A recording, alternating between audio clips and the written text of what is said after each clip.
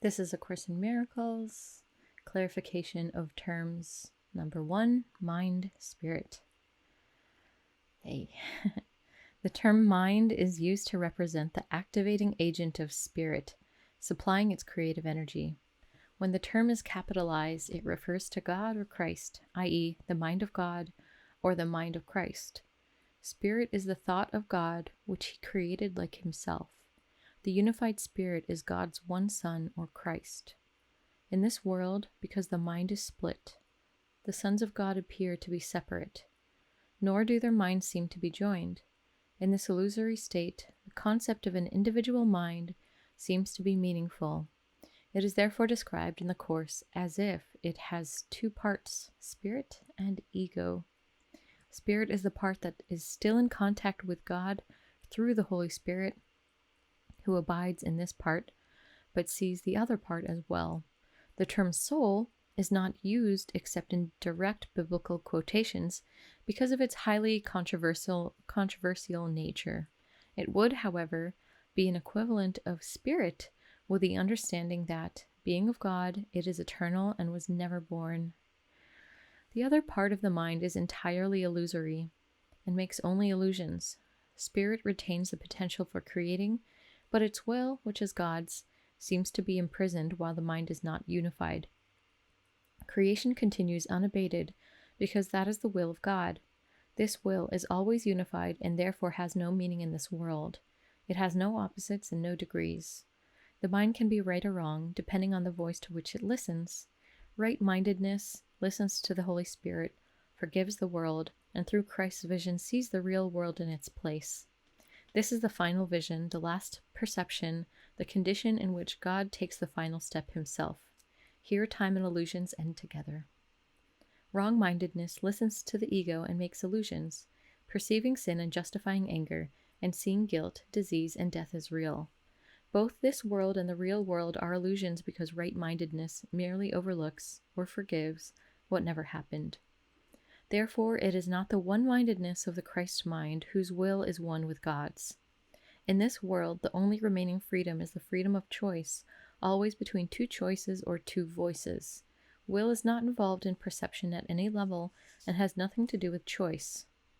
Consciousness is the receptive mechanism receiving messages from above or below, from the Holy Spirit or the ego.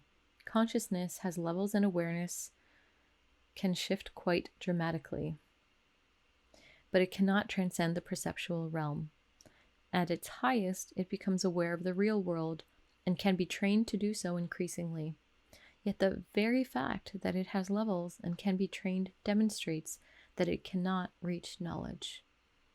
In the world, because the mind is split, the sons of God appear to be separate, nor do their minds seem to be joined. And in this illusory state, the concept of an individual mind seems to be meaningful. It is therefore described in the Course as if it has two parts, spirit and ego. And spirit being the part that's still in contact with God through the Holy Spirit, and the other part is entirely illusory, ego, and makes only illusions. And in the podcast that I created, I refer to the big I and the little I. And the little I is the mind, individual mind, ego, perceived self that perceives itself as a separate individual.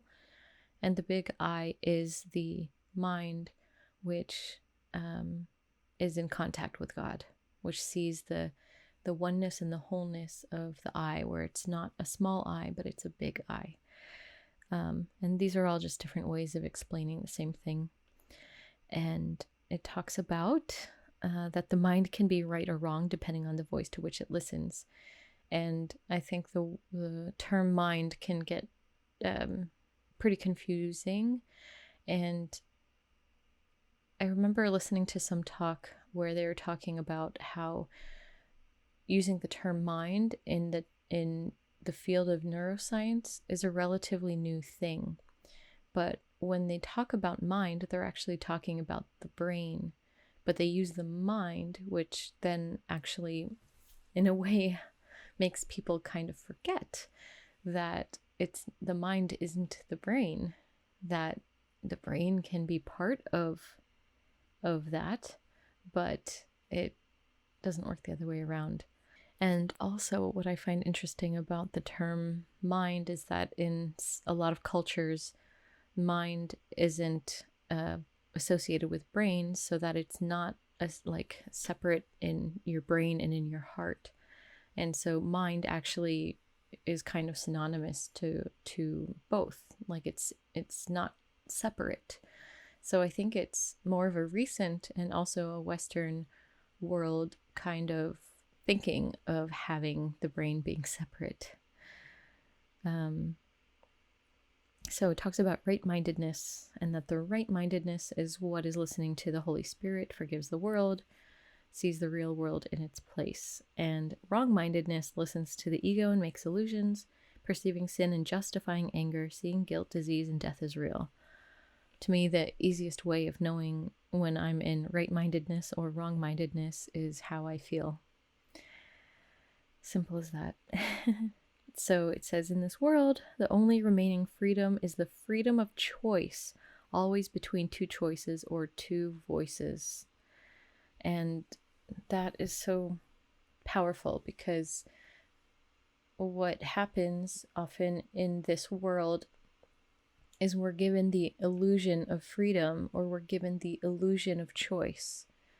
You know, you could say with a two-party political system, where we have this perceived notion that people in the US of A have a democracy. You know, the US of A stands for freedom, but it's all still an illusion of choice, where it's giving people the illusion that their choice is what makes them free, not realizing that the real choice isn't about choosing this or that, this party or that party, this candidate or that party, going left or right. It's not about that kind of choice, but it's rather the choice of whose voice am I going to listen to? Am I going to listen to the ego voice, or am I going to listen to the Holy Spirit? And realizing that that's where the real freedom comes from, because you can still, perceive the political system, but when you choose to see it through the Holy Spirit, it becomes completely different.